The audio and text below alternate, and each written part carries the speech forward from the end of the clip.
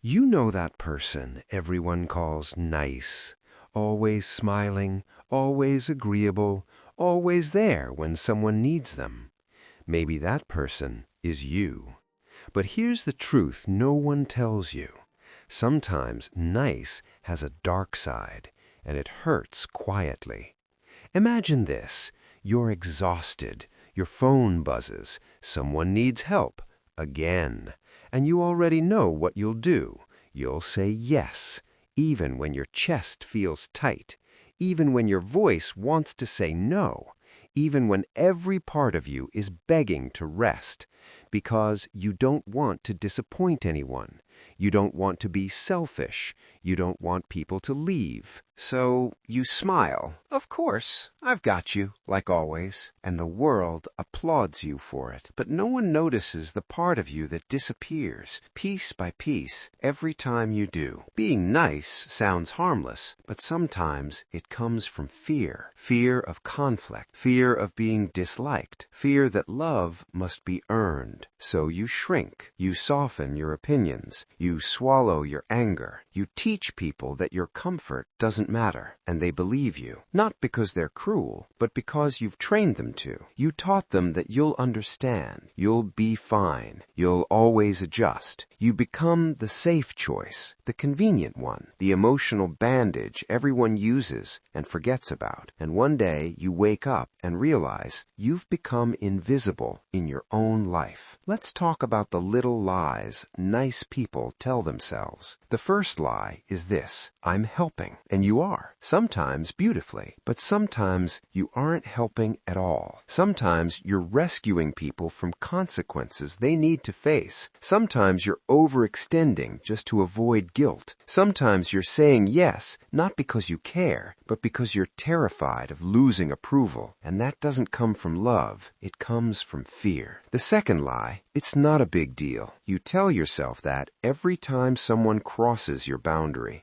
every time someone takes more than they give, every time you walk away feeling smaller but laugh it off. You minimize the hurt. You convince yourself you're too sensitive. You swallow the ache and call it maturity. But pain doesn't disappear just because you refuse to look at it. It stays. It burrows in your chest. It turns into resentment. And resentment always finds a way to speak. Sometimes through anger. Sometimes through emotional numbness. Sometimes through total burnout. And then there's the third lie. If I'm kind enough, people won't leave. This is the most painful one, because maybe that comes from a childhood where love had conditions, where affection had rules, where being quiet and pleasing made life safer. So you grew up thinking love has to be earned, that you don't get to take up space unless you're useful. So now, instead of love, you chase approval. Instead of connection, you chase acceptance. Instead of being real, you perform. Kind, polite, agreeable, even when you're breaking. Here's what no one tells you. Being nice can cost you your identity. You stop asking yourself simple questions. What do I want? What do I feel? What do I need? Because the answer doesn't matter anymore. Only the other person does. So you build relationships that aren't really relationships. They're arrangements, unspoken contracts that say, I will carry the emotional weight. I will adjust. I will bend as long as you stay. But the people who stay because you break yourself for them don't really love you. They love the version of you that serves them, and that realization hurts deeply. There's another dark side, too. Sometimes nice people become angry people, not out loud, not visibly, but internally. Anger with nowhere to go turns inward. It becomes self-blame, self-criticism, self-hatred. You don't get mad at others for crossing your boundaries. You get mad at yourself for having them. I should be better. I shouldn't feel this way. I'm the problem. But you're not the problem. Your silence is. One day, something small happens. A joke that cuts too deep. One request too many. and you break, you explode, or you shut down, or you disappear from a life you were never really living honestly anyway, and everyone is shocked. I had no idea you felt this way. Why didn't you say something? You always seemed fine. And that hurts most, because you were screaming the whole time, just very quietly. So, let's talk about the truth. Being kind is beautiful, but kindness isn't the same as self-erasing. Real kindness includes you, too. It has boundaries. It has a voice. It says no when it needs to. It disappoints people sometimes. And yes, that's scary, because when you stop being endlessly nice, something happens. Some people pull away. Some people get angry. Some people stop liking you. But that reveals something important. They were never with the real you. They were with the version of you that never asked for anything. Losing those people isn't a tragedy. It's freedom. You deserve relationships where you don't have to earn your place, where your no is respected, where you're allowed to be imperfect, messy, emotional, human. You deserve to take up space, to rest, to choose yourself sometimes without guilt. And it won't happen overnight. You'll shake the first time you say no. Your voice will tremble. You'll worry someone will leave, and maybe someone will leave, but someone else will stay. Someone who values the real you, not the nice you, the honest you. So maybe this is your reminder. You don't exist just to make other people comfortable. You don't have to be the emotional caretaker of everyone around you. You don't have to sacrifice yourself to be loved. Kindness doesn't mean silence. Compassion doesn't mean self-neglect. Love doesn't mean losing yourself. You can be warm. You can be gentle. You can be thoughtful and still be firm. Still be honest. Still choose you. That isn't selfish. That's healthy.